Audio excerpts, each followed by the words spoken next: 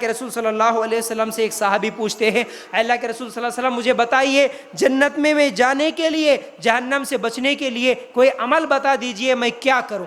تو اللہ کے رسول صلی اللہ علیہ وسلم نے فرمایا، تو اللہ کے ساتھ کسی کو شریک نہ کر اور 5 ٹائم کی نماز پڑھتا رہ اور اسی طرح زکوٰۃ دیتے رہ، پھر اسی طرح رشتوں کو جوڑتے رہنا۔ جب یہ کام تو دنیا میں پابندی کے ساتھ کرے گا، صحیح مسلم کی روایت، تجھے اللہ تعالیٰ جنت میں داخل کرے گا۔ اللہ اکبر۔ کیا کرنا بھائی؟ ایک اللہ کو مان لیے تو اب اس اللہ کے ساتھ شریک نہیں کرنا، شرک نہیں کرنا۔ شرک ہم سب جانتے ہیں، کئی مرتبہ سنے، اب میں تفصیل سے یہاں پر بتانے کی ضرورت نہیں ہے۔ شرک مت کرو۔ پھر دوسرا کام کیا کرنا؟ نہیں مول صاحب شرک نہیں کر رہا میں، اب میں نہیں گیا تو کون جاتا جنت میں؟ نہیں جاتا۔ صرف شرک نہیں کرنے سے جنت میں نہیں جاتا۔ دوسری شرط اللہ کے رسول صلی اللہ علیہ وسلم بتائے، نماز پڑھنا۔ نماز پڑھنا ضروری ہے، نماز نہیں پڑھا نہیں ملتی جنت ہے۔ خالی ہم بیٹھ کے اللہ جنت میں اتنی اچھی چیزیں ہیں، کہتے اللہ کب جاتا کی کیا ہے کی، کب دیتا کی کیا ہے کی، سوچے تو نہیں ملتی۔ 5 ٹائم کی نماز پڑھنا ضروری ہے۔ نماز کے بغیر جنت نہیں ملتی، یاد رکھو۔ نماز کے بغیر جنت نہیں ملتی، یاد رکھو۔ پھر اسی طرح زکوٰۃ ادا کرنا اگر ہے مستحق، پھر اسی طرح کیا ہے، رشتے ناتوں کو جوڑ کے رکھنا۔ پھر اسی طرح اللہ کے رسول صلی اللہ علیہ وسلم فرماتے ہیں، صحیح بخاری کی روایت، میری امت کا ہر آدمی جنت میں جائے گا سوائے اس کے جس نے انکار کیا۔ صحابہ پوچھے اللہ کے رسول صلی اللہ علیہ وسلم انکار کون کرتا جنت کا؟ جنت کا انکار بھی کوئی کرتا؟ اللہ کے رسول صلی اللہ علیہ وسلم نے فرمایا، ہاں، جس نے میری اطاعت کی وہ جنت میں داخل ہو گیا، اور جس نے میری اطاعت سے منہ موڑا وہ انکار کر دیا۔ اللہ کے رسول کی اطاعت بولے تو کیا؟ اللہ کے رسول کا طریقہ، اللہ کے رسول صلی اللہ علیہ وسلم کا بتلایا ہوا طریقہ، اللہ کے رسول صلی اللہ علیہ وسلم کی سنتوں پر عمل کرنا، اطاعت کرنا اللہ کے رسول کی۔ میرے نبی کیسے تھے، میرے نبی کا چہرہ کیسا، میرے نبی کی نماز کیسی، میرے نبی کا روزہ کیسا، میرے نبی کا چلنا پھرنا اٹھنا بیٹھنا اخلاق کیسے، میرے نبی کی شادیاں کیسی، میرے نبی کے گھر بنانے کا یہ ہر چیز اللہ کے رسول کی اطاعت اتباع کرو، جنت میں جاؤ۔ اگر اتباع اطاعت نہیں ہے، نہیں جی ہمارے بڑے ایسا کرتے تھے، نہیں ہمارے مول صاحب ایسا بتائے، ہمارے فلاں ایسا بتائے، ہم نبی کے طریقے پہ عمل نہیں کرتے، تو پھر جنت میں نہیں جاتے، یاد رکھو۔ پھر اسی طرح اللہ کے رسول صلی اللہ علیہ وسلم نے فرمایا، جنتی عورت 4 کام کر لیں۔ عورت کے لیے جنت بڑی آسان ہے، 4 کام کرنا ہے۔ کیا ہے؟ توحید کے بعد شرک نہیں کرتے ہوئے 5 ٹائم کی نماز پڑھ لینا، رمضان کے روزے رکھ لینا، شوہر کی خدمت کر لینا، اپنے آپ کی حفاظت۔ جو یہ 4 کام کر لیتی ہے عورت، اس کے لیے اللہ کے رسول صلی اللہ علیہ وسلم فرماتے ہیں وہ جنتی ہے، وہ جنتی ہے۔ ابن حبان کی روایت۔ پھر اسی طرح اللہ کے رسول صلی اللہ علیہ وسلم فرماتے ہیں، لوگو سلام کو پھیلاؤ، یاد رکھ لو میرے بھائیو اس حدیث کو، سلام کو پھیلاؤ، کھانا کھلاؤ، لوگ سو رہے ہو تو اٹھ کے نماز پڑھو، سلامتی کے ساتھ جنت میں چلے جاؤ۔ اللہ اکبر۔ یاد رکھو صرف 3 اعمال اس حدیث میں آئے اگر جنت میں جانا چاہتے ہو۔ اے مسلمانوں یاد رکھو ترمذی کی روایت، سب سے پہلا کام کیا کرنا ہے؟ سلام کو پھیلانا۔ کیسا؟ ہر جگہ جب کبھی بھی ہمارا مسلمان بھائی، چاہے ہم اسے جانتے یا نہیں جانتے، اگر وہ نظر آیا اسے سلام کرو، گھر والوں کو سلام کرو، مسجد میں آئے مسجد میں سلام کرو، نیا آدمی آیا اسے بھی سلام کرو، پرانا آدمی ہے اسے بھی سلام کرو، گاؤں والا ہے محلے والا ہے سب سلام کرو، ایک دوسرے کو سلام کرتے رہو۔ لیکن افسوس اس بات کی ہے کہ ہم سلام نہیں کرتے، ہمارے کو شرم آتی سلام کرنے، نہیں شرم آتی سلام کرے تو۔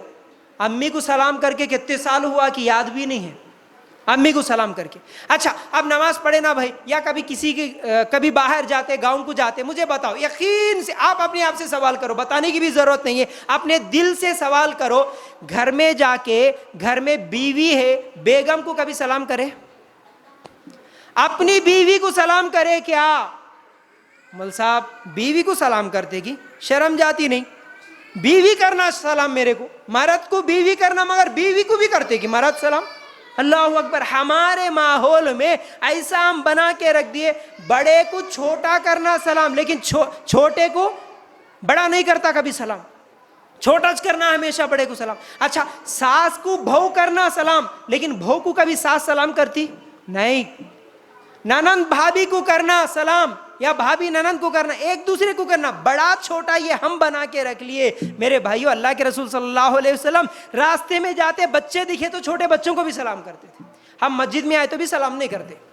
مسجد میں آئے تو ایسے سائلنٹ خاموش آئے, کون آیا, کب بیٹھا, کب نماز پڑھا, کب بھاگ گیا, کسی کو معلوم بھی نہیں. میرے بھائی کم از کم مسجد میں آتے ہیں تو آواز سے سلام کر کے آؤ. کوئی یہاں بیٹھا ہوا ہے, سلام کرو, السلام علیکم زور سے بولو, ہاتھ ملاؤ. امام صاحب کو بھی دیکھنا پڑتا کبھی کبھی, ارے گاؤں میں آئے مگر کون تو بھی سلام کرتے کہ نہیں کرتے کہ یہاں پر, یا مسلمانہ کون ہے کہ نہیں کی یہ بھی نہیں معلوم ہوتا. کوئی نیا آدمی آیا تو اسے معلوم بھی نہیں ہوتا میں سلام کرنا کہ نہیں کی, کیونکہ وہ شکل دیکھ کے بھی نہیں پہچانے جاتا نا. چلو بھائی اپن سلام کریں گے, بولے تو انہیں مسلمان ہے کہ نہیں ہے کہ بولنے کے واسطے. میرے بھائیو سلام جنت میں لے کے جاتا, عمل چھوٹا نہیں ہے, بہت بڑا عمل ہے. اللہ کے رسول صلی اللہ علیہ وسلم فرماتے ہیں سلام پھیلاؤ, زیادہ سے زیادہ سلام کرو. باپ بیٹے کو سلام کرنا, بیٹا باپ کو سلام کرنا, بیوی جب بھی گھر میں سے باہر نکل رہے سلام کر کے باہر جاؤ, جب بھی گھر میں جاتے سلام کر کے جاؤ. ایک ایک سلام پہ 30 نیکیاں مل رہی. بھائی کیوں چھوڑ لیتے یہ وقت, یہ موقع؟ سلام کو پھیلاؤ, اس کی وجہ سے جنت ملے گا. دوسرا, کھانا کھلاؤ. کیا کرنا ہے؟ کھانا کھلاؤ. مسافر آیا کھانا کھلاؤ, غریب آیا کھانا کھلاؤ, کھانا دو. اللہ کے لیے غور کرنا میرے بھائیوں, یہ بہت بڑا عمل ہے, بھوکے کو کھانا کھلانا, غریب کو کھانا کھلانا. اس کی وجہ سے بھی اللہ تعالیٰ جنت دیں گے. پھر اسی طرح لوگ سو رہے ہو تو اٹھ کے نماز پڑھو. مطلب کیا ہے اس حدیث کا؟ کون سی نماز؟ لوگ سو گئے جب پڑھنے کی نماز کون سی؟ تہجد کی نماز. تہجد کی نماز جنت میں لے جاتی, یاد رکھو. لوگ سو رہے ہو اٹھ کے نماز پڑھو. ہم کیا کرتے, لوگ سب سو گئے تو نکال کے موبائل دیکھتے ہیں. ہمارے کو یہ عادت ہے, سب سو جانے کے بعد جا کے چورستے پہ بیٹھ کے موبائل دیکھتے ہیں. کوئی بات نہیں, سب سو جانے کے بعد راتوں کو اٹھ کے چیٹنگ کرتے, فیس بک دیکھتے, گیم کھیلتے. لیکن لوگ سب سو گئے نا بھائی, کوئی نہیں دیکھ رہا بول کے نماز بھی پڑھے کبھی. ہم کیا کرتے, لوگ سب نماز پڑھے تو ہم سو جاتے.